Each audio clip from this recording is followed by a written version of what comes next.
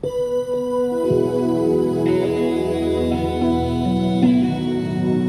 you, Jesus.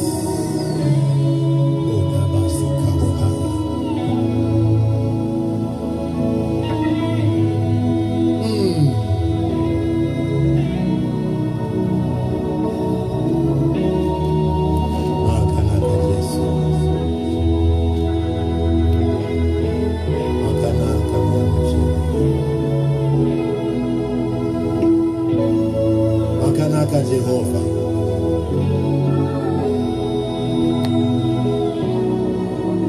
Join me, let's worship.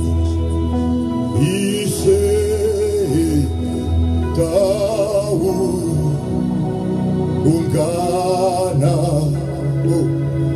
uno umba yenyuba uya iwo joto inda baba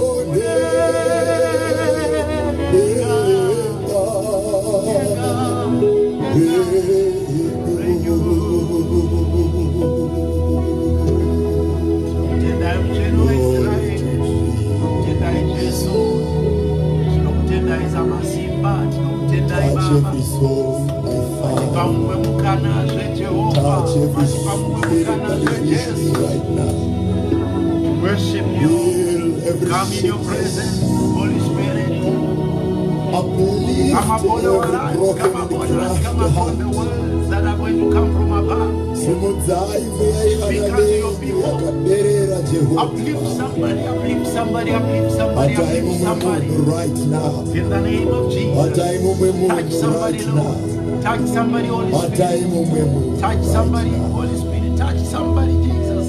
Thank you, Jesus. Minister unto somebody. Minister unto somebody. Shokorenyu ngarirege kudzokera rakadaro. Ngarizadzise charatumirwa panyika pano. Yemi vana masimba ose Mwari wekudenga. Mazvita tinokutendai. Changamirei namuponesi wedu. Baba tishanyirei pamasikati ano, tishanyirei manherani, tishanyirei mangwanani ano, tishanyirei Jesu akatendeka, mutsvene waIsraeri. Ishe taungana, Ishe taungana, Ishe taungana, Ishe taungana. Whosoever comes under this broadcast, Lord, bless them with a special hand, bless them with a special touch. This morning, this afternoon, this evening, mighty Jesus. I want to welcome you all in the mighty name of Jesus. Tinokutendai vese vauya ku program ino, ndichitenda kuti Mwari vanotitira zvakanaka, ndichitenda kuti iwe wauya pano uchagara pano. Tine nhau yakakosha yandisiri kuda kuti urasikirwe nayo. If you have just come, if you have just joined us, as usual, we greet you in the name of Jesus Christ of Nazareth. Tichitenda kuti Mweya Mutsvene uchatibatsira kutsanangura nhau yatoda kutsanangura pano yamazita. Kana wauya chidaidzawo mumwe panguva dzino chigadzira kuverenga shoko, just tag somebody or bring somebody, or just share on a group, share on a page, share on a platform, share on a profile. Toda kuti vanhu vakati one day vagone kusangana nechokwadi chatiri kuda kutaura pano, chezwi raMwari chinoenderana nenhau yamazita. Ndoda kutenda. You can also let us know where you are watching us from if you know you have not done so already. Kungotenda Mwari nekuda kwenzvimbo yauri patinonamata paya to declare kana paine vari ku Mtata ku South Africa ngavaitirwe zvakanaka, kana paine vari ku Pretoria ngavaitirwe zvakanaka. Tinoda kutenda Mwari neEurope iri kuti joina.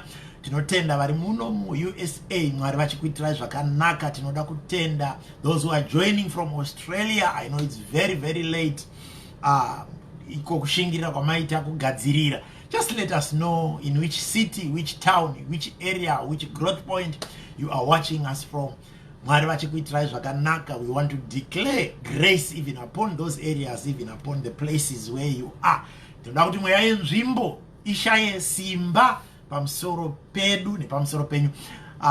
Also, if you are hearing us loud and clear, mukaona pa usiri kunzwikwa zvakanaka, South Africa yese tinokugamuchirai, Botswana tinokugamuchirai, vari kuNamibia, we love you so much, Zimbabwe, Mozambique, Zambia ndakuonai, God bless you. We want to thank God for those in Canada. We also want to thank God for those in Germany, Austria, Australia. I see you, Switzerland. May God bless you. We want to thank God for those in China, in the United Arab Emirates, Gulf kwese uko. Mwari ngavakuitire nyasha kwese ikoko. Mwari vakuitire nyasha. Yes, I have seen Malawi is also here. May God bless you. We want to get into the word of God. Nasi tine nau yandiri kuda kuti usatombofa wakarasikirwa nayo ende usabva panapa kusvika waibata. Mwari vakuitire zvakanaka. My God, we love you so much. I thank you. I've seen today so many people have come through. Thank you for those who are sharing. May God bless you. I know we have been having vazhinji amanheru kwamuri kuno kumasikati, but kwamuri amanheru ndoziva kuti manga muri mushoko kuma different churches and so forth. May God bless you. We love God for giving us platforms and places to fellowship and worship Him in spirit and in truth. And we thank God for every church where people have come to be blessed and where people have gone to be blessed as well. Tinoda kutenda Mwari nekuda kwaizvozvo. Mwari ngavakuitirei zvakanyanyisa kunaka. Yes, I'm seeing all of you. I'm seeing all of you. Vese vari kutaura kwavari uye nekwavari kubva. May God bless you. Now we want to get into the word of God.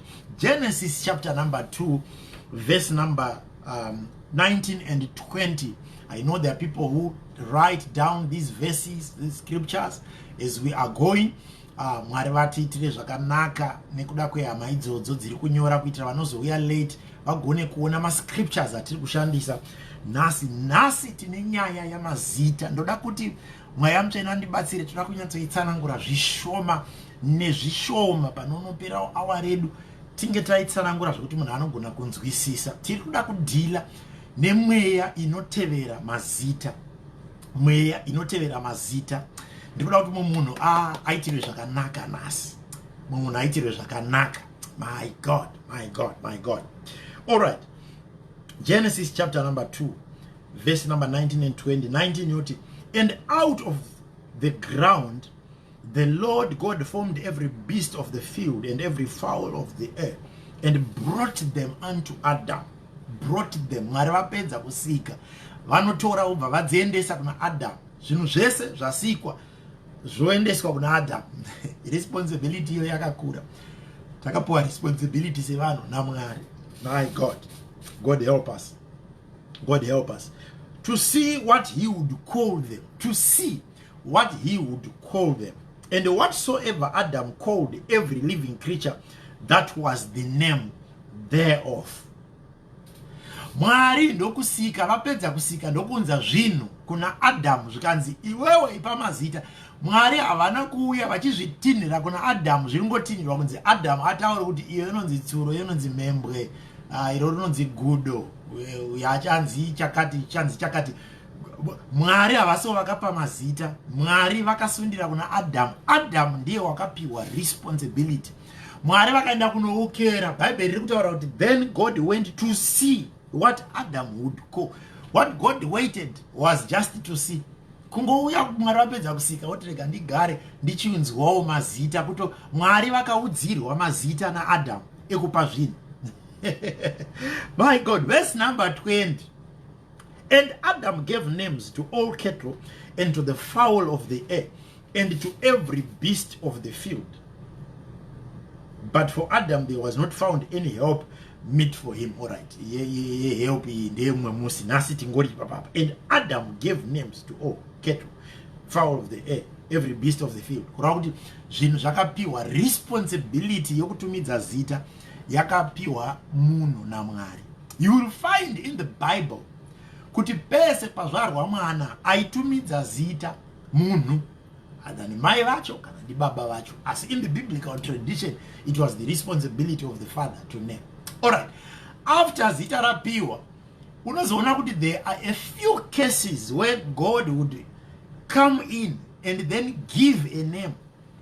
Kuti kana achinge azozvarwa zita rake achanzi Johani. Kana achinge azozvarwa zita rake achanzi Ningi, zita rake uchanzi Emmanuel. A few cases God would give a dream and then he would give the name, give a name that would be given to the person. Why? Ndokwatinoda kutambira tiri tikaigona kuitsanangura ipapa. Mwari vakatibatsira zvichatiitira zvakanaka. Inhau yamazita, we want to speak about the spirit that follows the name. Saka responsibility yokutumidza zita yakapiwa munhu naMwari. It was not something that was given to any angel, but it was given to the human being. Uri ipapo, uri somubereki. Nhasi ndoda kutaura nemhando dzevanhu dzinosanganisira vakaberekwa nevakabereka. Uri ipapo semubereki wakapiwa responsibility. That tradition was carried on. Kumba kwenyu kukazvarwa munhu kana iwe musi wakazvarwa wakatotumidzwa zita, ende zita iroro kune akatora responsibility yokuripa akaripa, and that is the responsibility of men. Ndinoona vanhu vanombotambura nekuti adza vanhu vakazopa mataitiro ekuti anonzi bishop, anonzi chakati. Zvinhu zvese izvozvo Mwari havasi mukati mazvo vanotoukerewo vachingotarisa. Zvese izvozvo zvokupanana mazita nei zvinoitwa nevanhu irresponsibility yakapiwa munhu naMwari. And the sole purpose yekupa mazita yakanga iri identity. Even up to now it was for identity purposes, just to know kuti zita iri uyu munhu kana akafamba achindawo ndo tikadaidza tichiti tiri kureva uyu. So zita chinove chinhu chinoenda pamberi pako.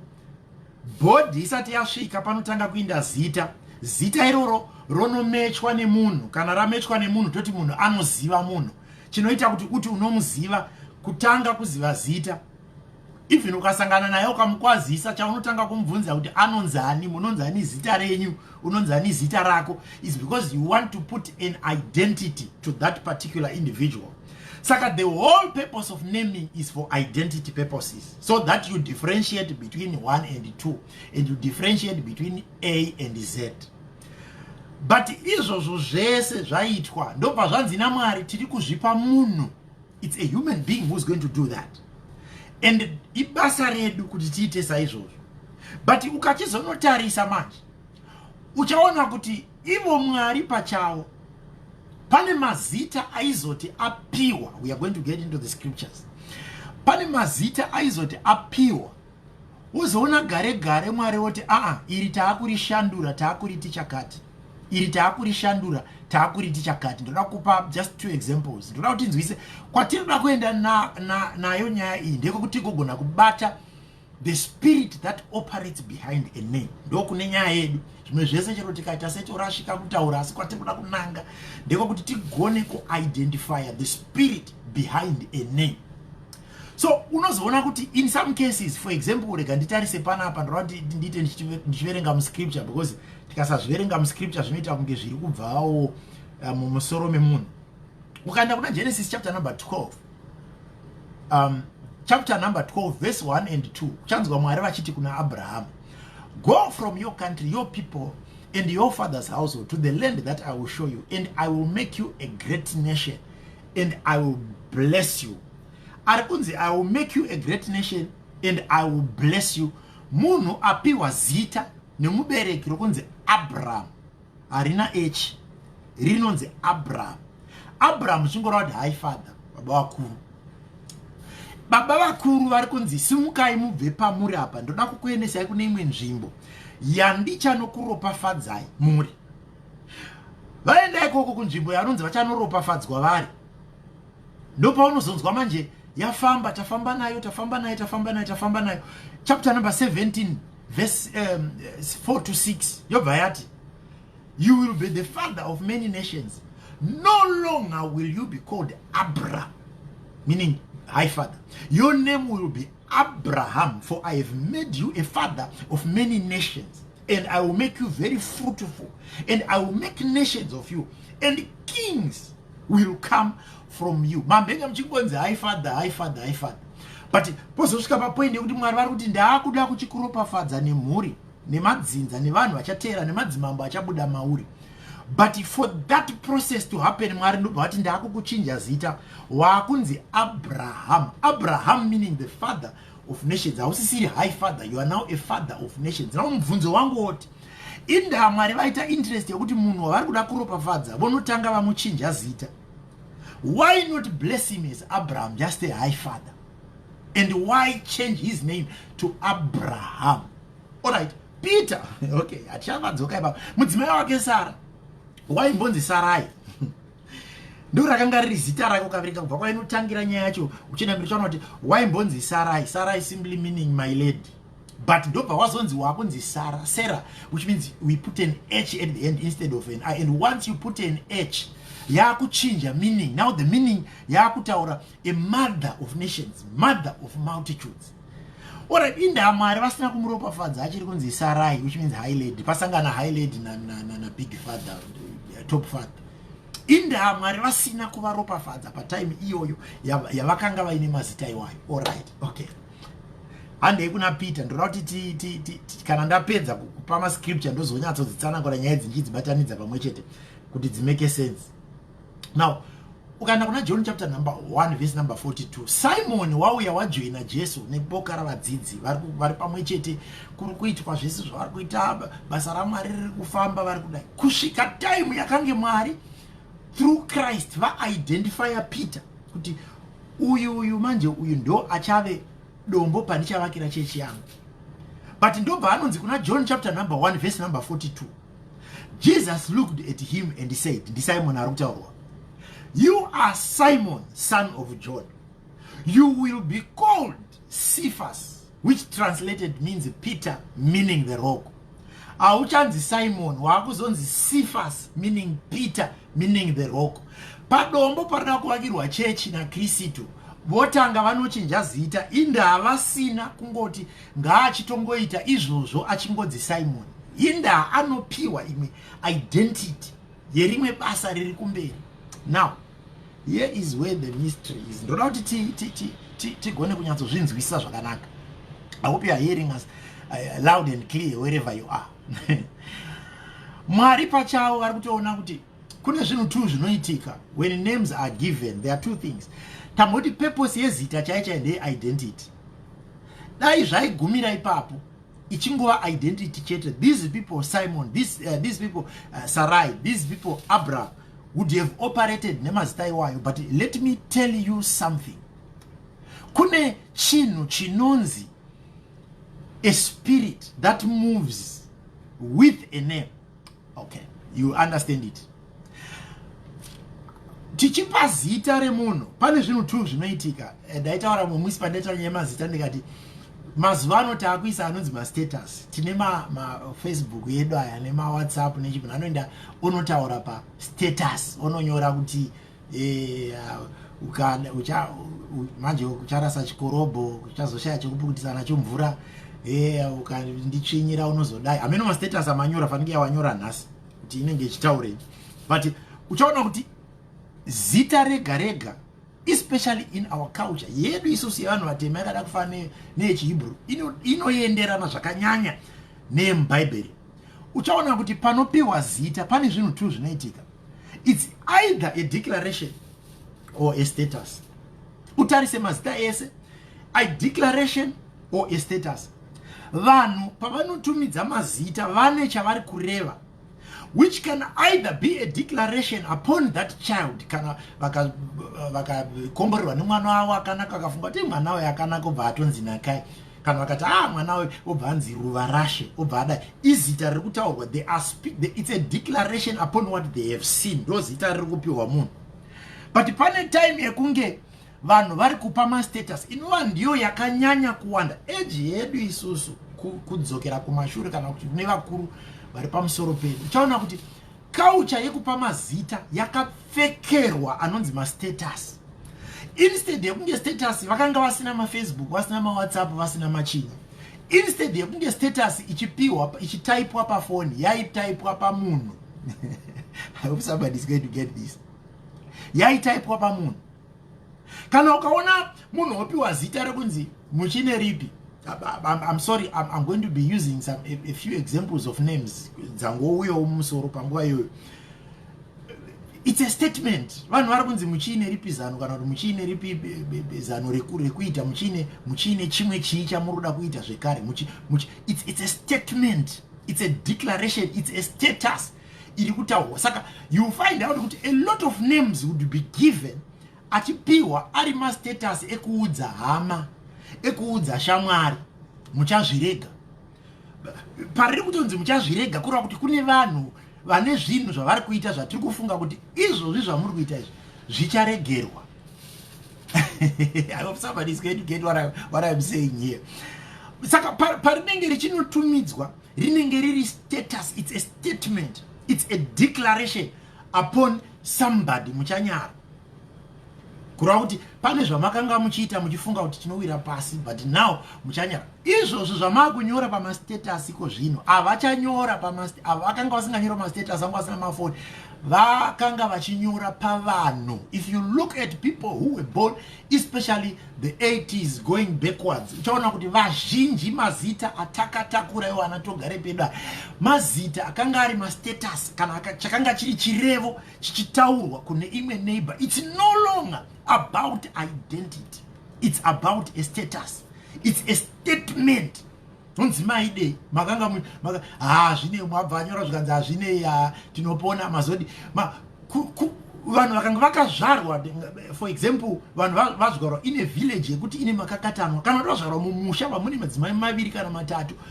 Mai guru vaipa zita rinotaura a statement kuna mainini. Mainini vachinotumidzwa vakazvara mwana anototumidzwa zita rine statement kuna mai guru. Saka if you look at those, you will find out that these were no longer just names. These were names that were given, but aine a spirit behind. And the spirit behind is a statement and a status unto the community. Yakagara munhu nekuda kwezvinhu zvaitirwa. So many names. even the surnames that are there, you'll discover that even here you chaya surname ukaitora ukaisa unogona kuti itori statement chachiri chirevo chakanga chitaura. Saka the name goes beyond just being an identity. It is a saying, it is a statement unto some people.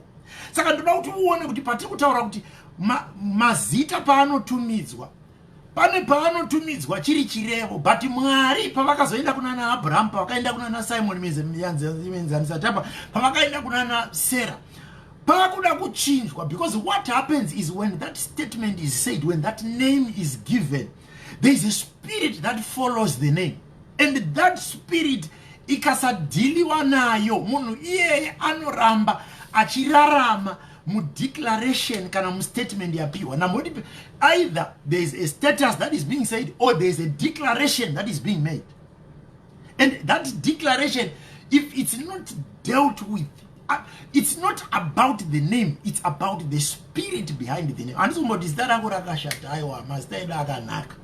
But mweya uri kutevera mazita edu, if we are not very careful, kuti mweya mchena atibatsire kugona kudhila nemweya inotevera mazita, ndo pamunoona dzimwe nhamo nemadzudzu nematambudziko ari kuuya nekuti kana mwana anga akatumidzwa rekuti nhamo, it's a statement, it's a declaration.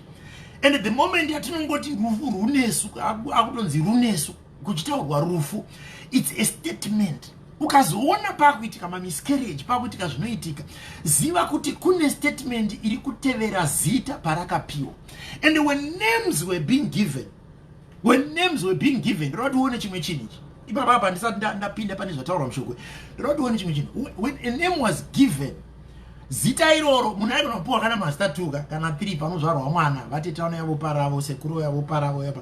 So zvanzi ane zita rinoda kuti ridaidzwe, risimbiswa.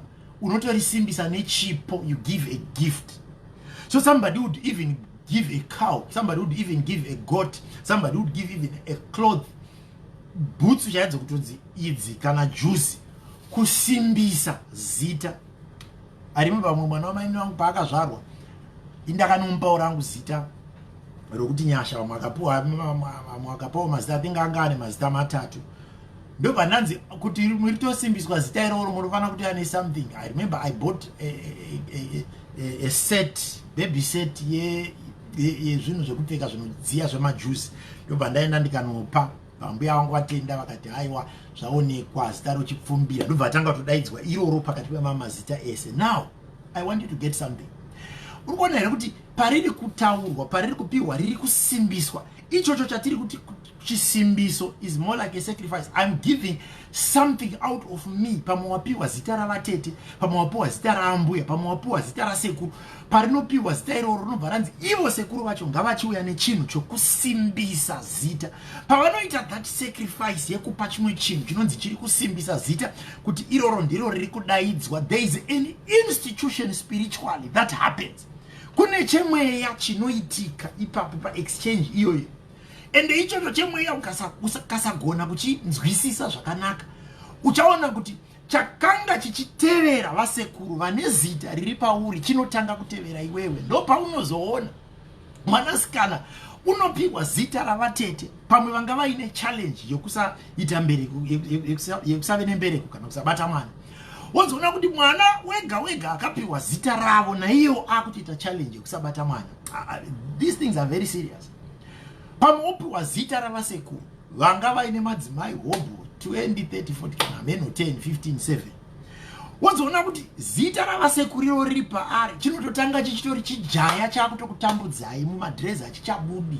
Vanhu vachingotaura kumusha vanenge vachingoti aigoenda nepi zita rasekuru vake, aigoenda nepi zita rasekuru vake, aigoenda nepi zita rasekuru vake. My God.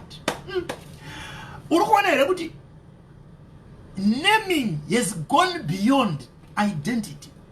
Mazita achipiwa kune chinotevera zita. Mwari vakatoona kuti taramba tichingokuti Abraham, taramba tichingokuti Sarai, taramba tichikuda nyasha dzandiri kuda kudurura nekuti kune mweya unotevera zita. Zita roshandurwa, roreva zviri kuda kutaurwa kuitira kuti mweya wakutevera wakuti baba vemarudzi chero mukasvika 100 years maisara musina mwana, But nekuda kwezita ramakazopiwa rekuti mai vemarudzi, it's a declaration, and that declaration stands. And I'm speaking to somebody who has been born. Ndinoziva kuti vanhu vandikutaura navo vakawanda tine mazita atinawo kare hatichagoni kumachinja, but I am speaking to you right now kuti wisdom idzodzi dzibate mulife yako, ugogonawo kuti kana wane wako mwana ugoziva mazita okutumidza vana. Mazita aya ane mweya inoteverera. Oh my God, I hope somebody is getting what I'm saying. Unoziva kuti pane zvimwe zvinhu zvokuti ukazvitarisa, I don't know what name you have, but I want you to see this truth, this reality. Look at the meaning of that name and who gave you the name and how it was given. And if you look at that, look at what happens to you because of the meaning of the name. And ipapo ndipo wachaona kuti chokwadi munhu waMwari vanenge vane zvinhu zvavari kutaura pano. Mazita edu aya tichimapiwa ane zviripo. Remember that mama wacho anenge ari mastatus. Ora chifunga kuti munhu ndakanzi ndakapiwa ari kunzi muchanyara. Ndivanani vari kunzi vachanyara? When I go to receive Christ as Lord and Savior, I'm taught forgiveness. Saka, how do I operate? How do I operate? Ndine zita rinotaura kuda kunyadzisa vamwe, but at the same time ndiri mwana waMwari akadzidziswa kuregerera. How do I operate with the people that were being told? I hope somebody is getting what I'm saying. It is not a case. Akomana ukazonzwa Mwari pachavo vakusandura kuti iwewe uchanzi pane chavakaona chiri pazita.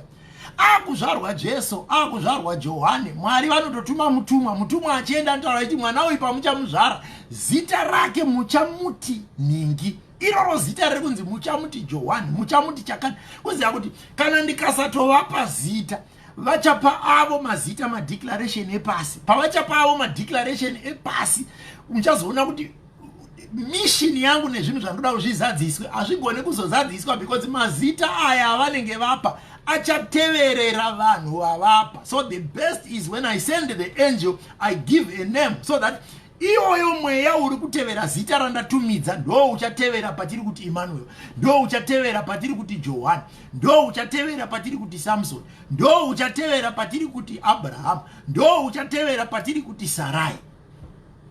I don't know if somebody is getting it. Look at the name. All right. Kati mbonzokera vanhu vachitanga kupiwa ngatinzwe zita rakatanga kupiwa na Adam. Tomboti mwana wake okutanga ngatimboti kuna Cain, kuna Abel. Look at Abel. Do you know the name Abel itself, it means vapor. It means vapor. So kana anga akapiwa zita kuti Abel wozona gare auraiwa ato disappear aenda evaporate. Atisina. It means something. I'm just giving that as an example. I am Marvachibatsira. My God.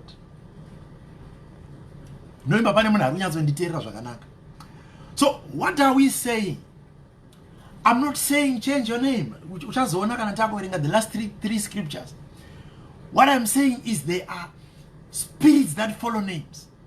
And when you name your children, just know that kune mweya inotevera mazita. Unozade kune mazita kwedu kwatakakura kuma community. Kune mazita ekuti waiti ukaritarisa vanhu vazhinji vanoona vari mabhawa, so vanenge vaine zita iroro. Ukaona munhu akunopa mwana zita iroro, waitozoona kakarekita kake kanotanga kutongoita kunge vana Ningi. Handichatauri zvangu iroro papa, ndatoona vamwe vanenge vanaro ipapa. My God. Do you know kuti unogona kucelebrate kunda ndatora zita rababa vangu ndari papa nemwana wangu, ndatora zita rambuya vangu ndari papa nemwana wangu. Vanhu votofara kuti yes akapiwa zita rambuya akapiwa. If you don't deal with the spirit that follows the name, mwana yeye mamwisa pa problem pankinga chaipo pachizulu, mamwisa pankinga. You need pamunonomupa zita dila ine spirit inotevera zita racho. And haisi nyaya ngoti wangopaka, because even kuna mwana tora muBible hazvina kumboipa mutora zita muBible unopa mwana muni. Kune mamwe acho kuti it's a biblical name, but muBible macho munonzwisisa here kuti rairevei. Munopezera mapa mwana zita rekuti Nebukadnezar. Munoziya here kuti rairevei muBible. Harimo here Nebukadnezar muBible ririmo. Is it not a biblical name? It's a biblical name and so forth. No. You know, you need to understand kuti even ririmo mubhaibheri macho rinorevei. What does this name mean? And izvozvo zvarinoreva becomes a spirit that follows that child kusvika zuva rinopatsanurwa mweya unotevera zita nezita racho. How is that done? Chazvitaura kwokupedzisira kwatakuda kunoenda. But one thing that I need you to understand as children of God is kune zvinhu zvatinofunga kuti tiri kungoita. It's part of culture, it's part of hazvina kuipa, it's part of culture to give people names and pick names from the family kuti mazita asafa, wandi kuti mazita asafa, mazita ramba achitenderera mumhuri. Hazvina kana kumboipa zvese izvozvo, but iri culture yedu. Ziva zvinoreva zita ende ziva kuti akanga ainaro achirishandisa, akanga ainaro achirishandisa zvii zvakamuteverera. Ende izvozvo mukasagona kudhila nazvo, munogona kuisa mwana iyeye padambudziko rinovera riri kusangana nevanhu vamwe vakatonditererai kuzvinhu nhasi tichada kuti namata. And when we pray, ndichakupa certain program yekuti ugone isu vamwe tina mazita akadaro ukuthi aitwa ma-status, aitwa ma-statement ari kutoudzwa vamwe togarepi vanhu matitambudza matinetsa madai.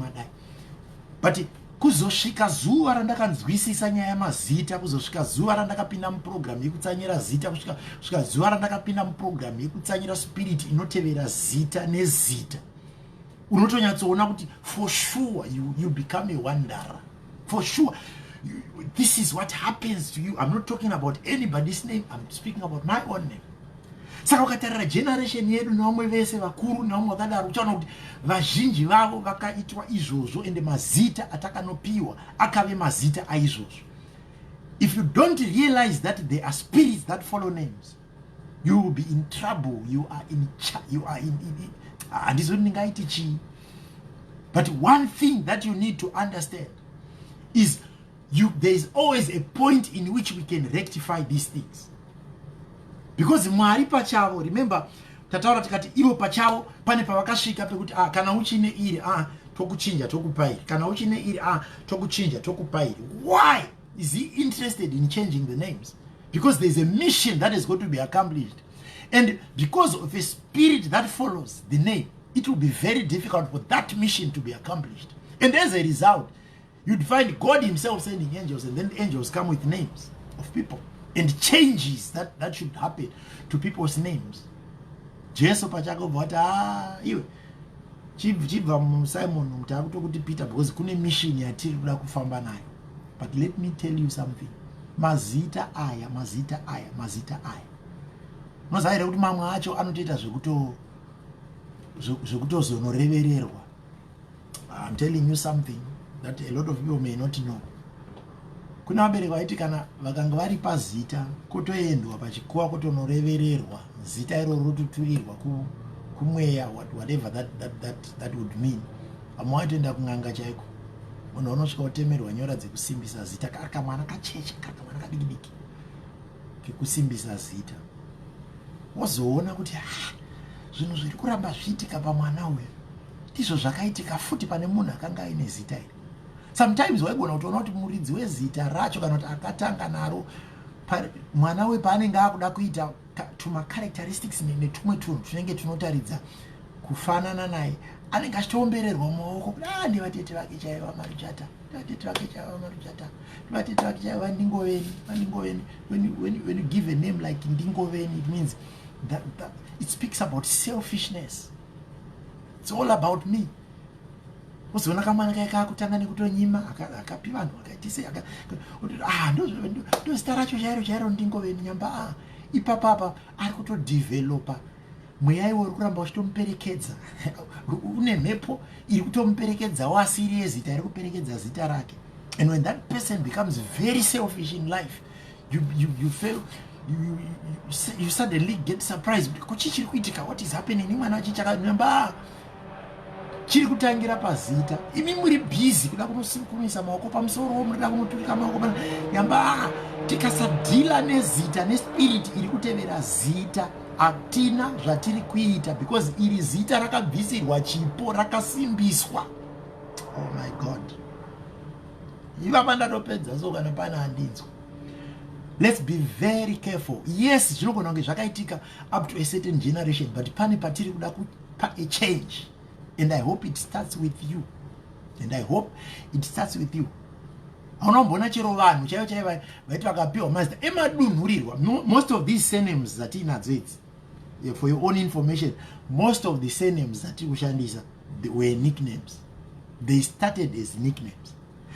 Saka paraipiwa se nickname richingotaurawo character yemunhu kana zvinhu zvaitwa nemunhu kana chisema nickname anomungopiwa kutamba mabhora kana muri kuchikoro kana yaingotangira ipapo. Saka rangotangira ipapo. Kana akapiwa nickname yekunzi Churustati, unongonzi vachurustati. Mwana akunozvarwa pakazenge pakunzi vanhu ngavachinyoreswa mazita kwana mudzviti, painzi unofanira kunyoreswa nesurname. Saka ukanga uchinzi anonzi Marwei anonzi Marwei ani zvonzi ndi mwana uyawo kwava Churustati, yakutonzi Marwei Churustati.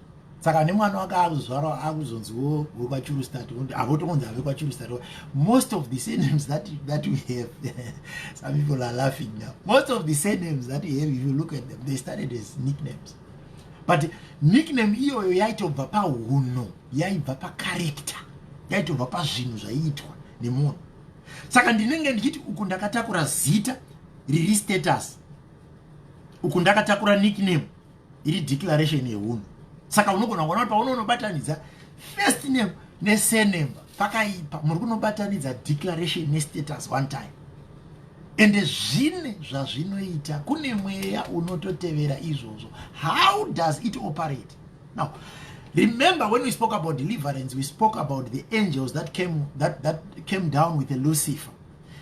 Vatumwa vakadzika na Satani. Vatumwa ava vakadzika na Satani vanooperator patiri pana. Ndo atiri kuti madhimoni munyika yanhasi yatinoti mweya yetsvina. The angels, the fallen angels. And they monitor and they know. And unogona kuti mutumwa anga akasona sekuru wako wachinofa akunogara akunotsvaga muzukuru ogara. Ibo baba mune muchiti pari kubikirwa madoro kuti zita rambuya riuya apa chakadai. Zvese izvo zvichitoitika izvozvo nezita richitotumidzwa achitonzi vachanzi vabhuru. Wozoona mwana akapiwa zita rekunzi vabhuru apa haachabviri mumadhirezi vati vabhuru zvavo. Nekuda kwezita rakapiwa kuti maigota aigwenda zvakarovererwa, zvakasimbiswa, zvakabvisirwa zvipo. My God. Saka todii munhu waMwari ndatopedza. Saka todii munhu waMwari tazviziva kuti pamwe tiri kuzviona handizve kana pano Mwari kuonawo zvandiri kuona. Chatakuda ndechekuti from this generation who hears this message, from the generation that hears this message, when you give your children names, make sure you pray for the spirit inotevera zita irege kutevera zita iro, unless if it's something positive. There are positive names that we find all over the world, not in Bible yet, all over the world. Names that declare positivity. Mazita anotaura zvinhu zvinotaura kuyendeka, kubudirira. You are declaring mufaro washe. You are declaring, you are looking at such names. Anatinasha, anamfaro washe, you are looking at names that you give out. Anove mazita anotaura zvinhu zviri positive muupenyu hwemunhu. Muchagarika. It's an old name. Muchagarika. But kana atoripiwa iroro, richipiwa richideclare paupenyu hwake. Chisiri chirevo chekuudza maneighbor kana kuti itairamba muchagara. Chiri chirevo chekutaurwa paari. Now you pray. When you give the name, you pray over the name that you give. Handizotwangani vedu vanoti vachitumidza vana mazita munamatira mazita acho. Ipapo muchitumidza kuti baba mati naidhedhi mati anonzi chi, tata anonzi Abraham. Okay, tata anonzi Abraham. Let's pray over this name. This is what we need to do. You don't have to go and change your name. We're going to read some scriptures here.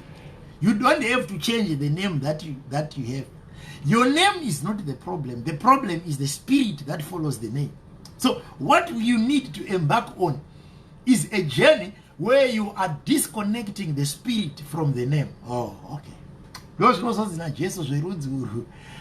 hazvibvi kunze kwokunge tatsanya nekunamata. Kutombozvipawo mazuva 2 kana 3 ekungoti ndiri kungotsanyira zita, mweya unotevera zita randinaro, mweya unotevera zita randakapa mwana, mweya unotevera zita randakapa muzukuru, mweya unotevera zita. Inini ndichinzi togare pindoenda ndonopa mwana muzukuru kana mwana wodzi kana kana kuti aiwa toda kuti apuwe zita rasekuru wake ngazi togare, havazive zvinhu zvinotevera inini zvinotondinetsa nekuda kwezita. So tiri kuda vanhu vanosvika papoint yekuti before you give a name, as you give a name, you begin to pray over that name, you begin to declare over that name, you disconnect, disenfranchise franchise yese yakaitwa in the spirit pamusoro pemazita, kudhila nemweya unotevera zita. Zvinhu zvandiri kutaura izvo ukanyatsozvitarisa zvakanaka nezita rako kana nezita remwana wako uchanyatsozviona. You see what I'm talking about.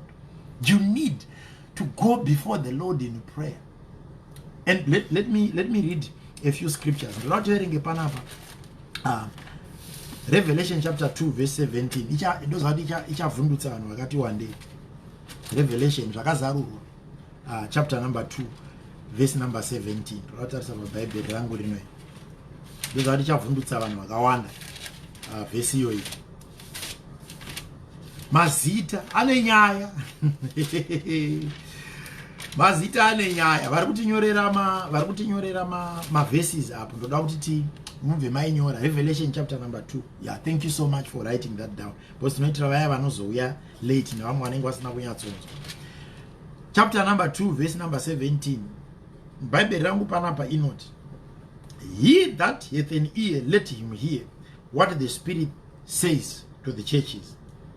To him that overcometh, will I give to eat of the hidden manna, and I will give him a white stone, in the stone a new name written, which no man knoweth, saving he that receiveth it. Mwari vari kuti kana tazosvika kudenga kune vachakunda, to them that overcometh, ikoko handinoopareti nerangu rekuti togare pipi. Mwari vari kuti ikoko manje taakutochinja mazita, ndichakupa zita risina kumbogara rakanzwikwa nepasi. Mwari avo mazita vachatanga kutumidza kumusoro. Inda Mwari vasiri kuda kuchengeta edu epano pasapa. Dai anga akanaka ungade uchingoramba uchingodzina iroro.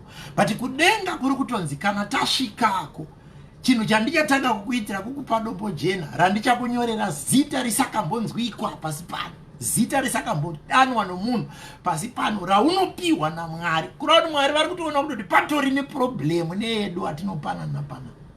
Kana wao uchaopareti neirori. It's a new identity and it's a new thing altogether. If there was no problem with the way this Adam is labeling things, is giving names to things, why would God want to change the names? My God. My God. And kuna 2 Corinthians chapter number 5 verse number 17. Dokune solution here. 2 Corinthians chapter number 5 verse number 17. I hope somebody understands these things. 2 Corinthians, ndakamirira vari kunyora vaya tinyorere tichivhurawo pana. 2 Corinthians chapter number 5. Handizi kuti sei zvese zvangowanikwa paverse 17 yekona Revelation 17, 2 Corinthians 17. Chapter 5 verse number 17. Therefore, if any man be in Christ, he is a new creature. Old things are passed away. Behold, all things are become new.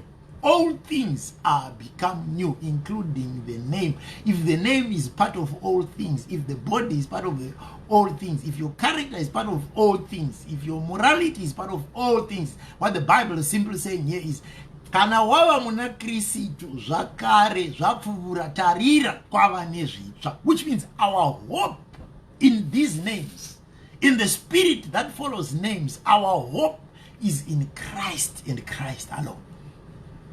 Kuraudi panapa varume nemadzimai, chichakutongodiwa pano kutongotendeuka, wogamuchira Kristu sashina muponesi, wapinda muna Kristu zvakare zvinopfuvura. Kureva kuti nemweya yakanga ichiteverawo mazita kare, wava muna Kristu wavachisikwa chitsva. Zita raramba riripo, but mweya wanga uchitevera zita. My God, is only the blood of Jesus that was shed on Calvary that can be able to deal with such things. Kana wava muna Kristu wavachisikwa ingogamuchira Kristu wacho. Kana wagamuchira Kristu ropa rakadeuka pa Calvary becomes activated in you and in your life and also upon your name. So you need to plead the blood of Jesus over the names that you have given to your children. Speak the blood of Jesus over the names that were given to you. Speak the blood of Jesus over the names that you have been given to your grandchildren. Speak the blood of Jesus whenever you give a name unto somebody, because zita rinemweya inotevera. I hope somebody has gotten this. Muna Kristu beds dimo matine salvation yedu. And when the Bible speaks of redemption, inongoreva kuti kune kwatakatengwa, kune kwazvakanga zvakaitwa, kune zvatakanga takaita, kune zvinhu zvakanga zvichitinetsa, kune kwatakanga tichinzi tinofana kubhadhara, but Ishe pamuchinjikwa wakafa tikabhadharirwa nekuda kweropa. Therefore the power that we have is called the power of redemption. Redemption ndeyekuti chataifanira kupomerwa nezita achichaitika nokuti tine zita rimwe rataakushandisa rinonzi neBhayibheri zvino zita rake riri pamusoro pamazita ose, kureva kuti rangu kana ndandakapiwa richinzi togarepi ndigobva ndashaya pekugara, kana ndandakapiwa ndigodzembereka, kana ndandakapiwa ndigova rombe, but kana ndagamuchira raKristu, tarira ndava chisikwa chitsva, tarira zvakare zvapfuura, tarira ndava munhu mutsva, zvoreva kuti rakuopareta riri kutungamira mberi nderaKristu, rangu riri kumashure, kureva kuti mweya inotevera rangu hausisina power, nekuti ropa raJesu riri pana Kristu iroro rakadeuka pamuchinjikwa ndo randakutungamidza kuti rinotaura pamusoro pezita randakapa nerandakapiwa panyika pano. You need to have time. If you have not done this, my brother, my sister, if you have not done this in your life, you need to create time for this. Plead the blood of Jesus over your name.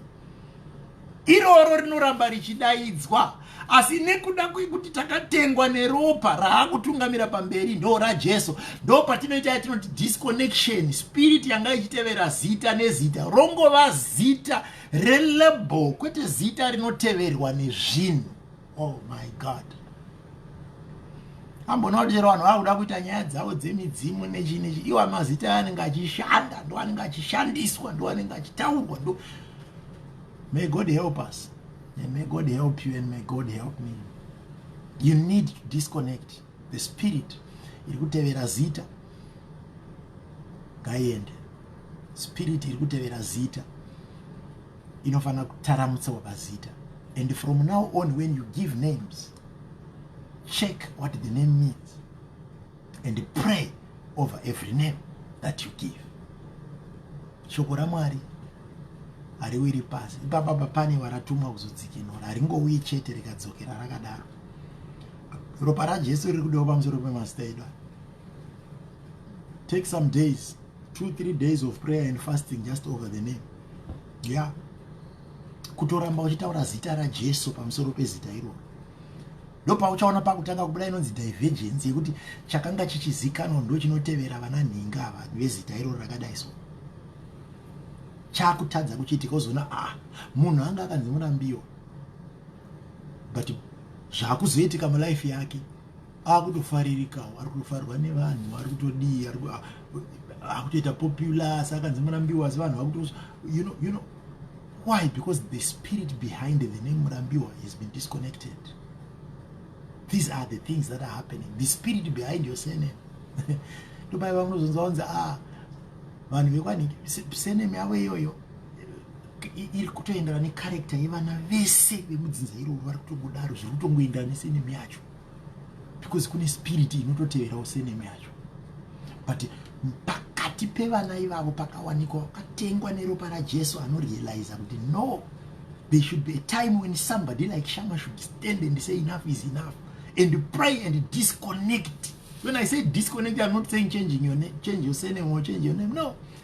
Because what is of importance is the spirit behind the name, not the name itself. Because a name is just an identity. anonzi Zuze, uyu anonzi Ani Chirwa, uyu anonzi kungo identify kuti tizive kuti uyu ndinhi akasiyana neuyu.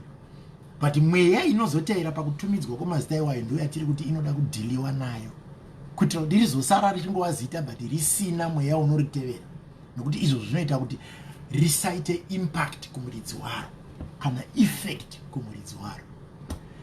Ndiyo pano wandataura nayo. The solution is there. Jesus is the answer. Turn to Christ for your help. Turn to Christ for your help. Turn to the blood of Jesus for your help.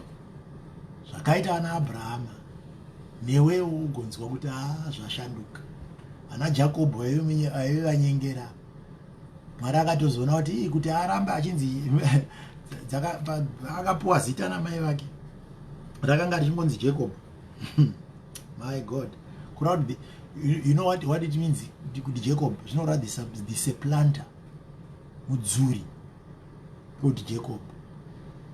Wakanodzura chaifana kuita Esau akachita chaka kanobvisa kade akatiza akaenda asi nyasha idzodzo dzakaramba kune zvaiitika asi pane chakanga chakanangana nezita rake rekungowe mudzuri. Zviro pekupedzira akatopedzira paakatonobva nevamadzimai akanga arora vakatozonodzura nezvinhu zvazviri zvababa vavo, zvidhori zvekunamata nezvimwari vakadzura vachiteera mudzuri. But at the end of it all, God, after he had wrestled with an angel, he changes the name to Israel. And Israel means one who prevails with God. Kura kuti Mwari varida kuti varatidze kuti kwatakuenda uku takutofamba naMwari, hatichafamba nekuda kwekudzura-dzura, rasimba raMwari rakufamba, the power of God ndiyo yakuzoenda pana Israel kuti azove baba vemarudzi. Kuti azove baba vemarudzi, Mwari vakanomushandura zita first, because haigona kuramba arimo Mwari mudzuri. Ndinotonyatso zvakanaka. And this is what we are saying right now. May God help you and may God help us. Mazita aya ane zvaanoreva, ende patinomatumidza ngatimanamatire maise muropa raJesu. Jesu ega ndiye ane solution. Kusvika tazosvika kumusoro kwatanzi neBhaibheri Mwari vachanotipa mamwe mazita matsva asiri angadaidzwa nevanhu kana angatumidzwa nana Adamu. Adamu we, paunopa mazita ziva kuti kune mweya inotevera mazita. And the things that I have said right now, if you take time seriously, kwete kutarisa kuti zvazotaurwa neava ndevekupi vakazwa kumbonyatsogara pasi iwe wega ndapedza panapo uchinyatsotsvaga mazita, uchitsvaga nezvaanoreva, ende uchinyatsotsvaga zviri kunyatsoitika mulife yako, uchaona zvinhu zvandiri kutaura nematrends acho, you will pick them. Until such a time when you begin to make the changes. Mwari ngavatibatsire, mweya mutsvene ngavatibatsire.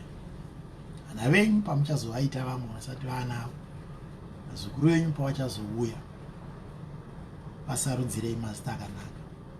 Tirege kungo takatsika kekungofarira kuti muzukuru wangu atumidzwa zita rangu, atumidzwa zita rangu, atumidzwa kuzvii zviri pandiri zvandinofunga kuti uyu muzukuru akapuwa zita rangu iri, mweya inoteera inini iyi yakadai uyu anogona kupinda muproblem.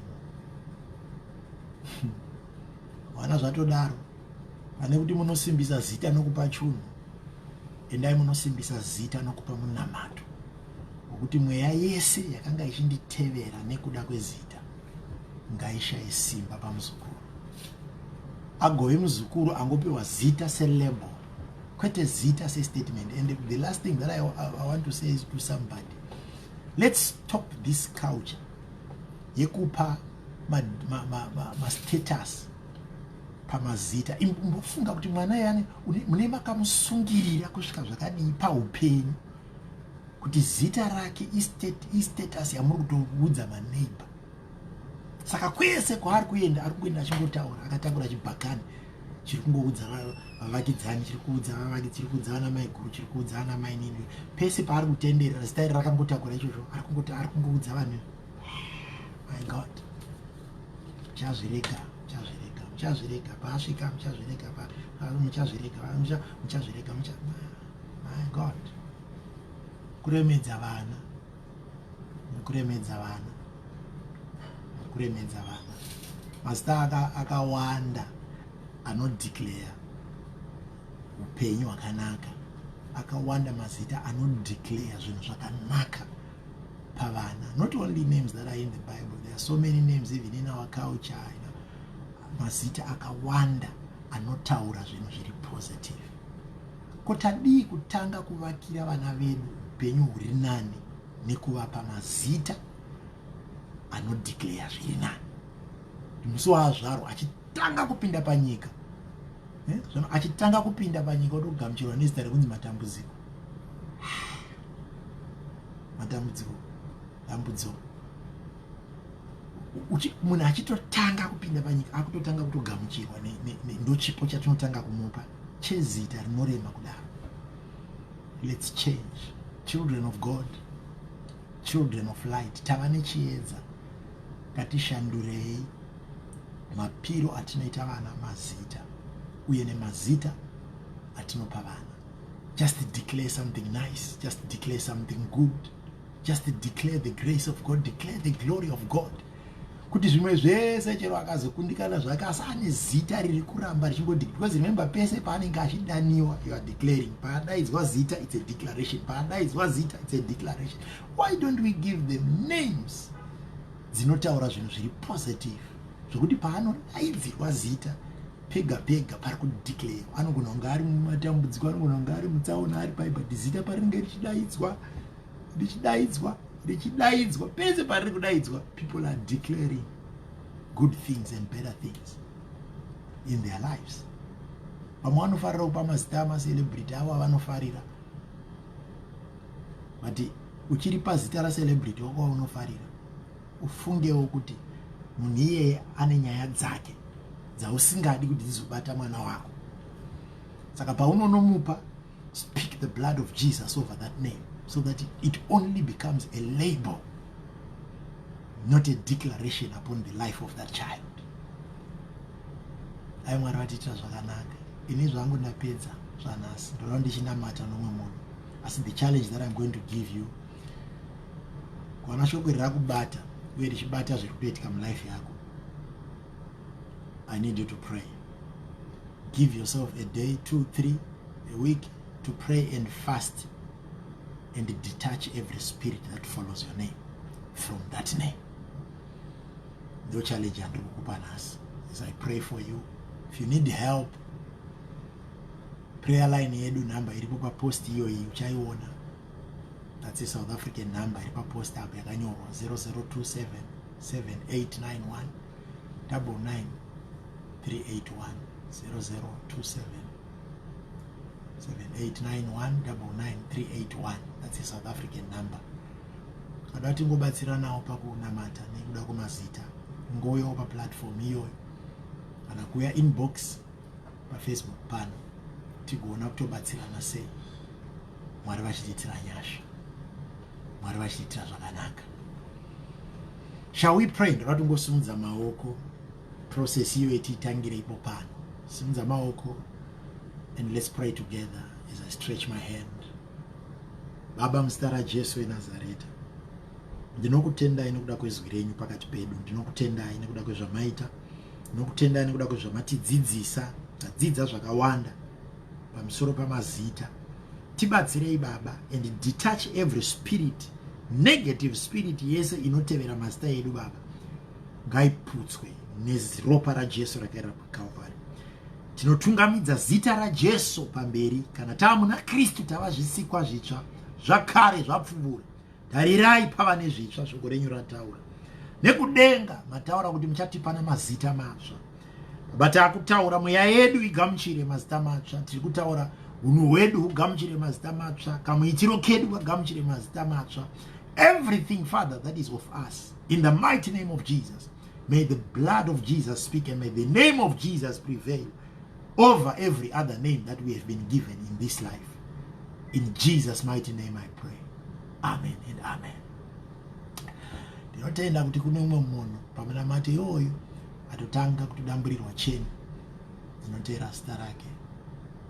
But the best, seek refuge in Christ Jesus, and it shall be well with you. Kuya kwa Kristu ngakuunze zvinhu zvitsva namazita matsva paupenyu hwedu.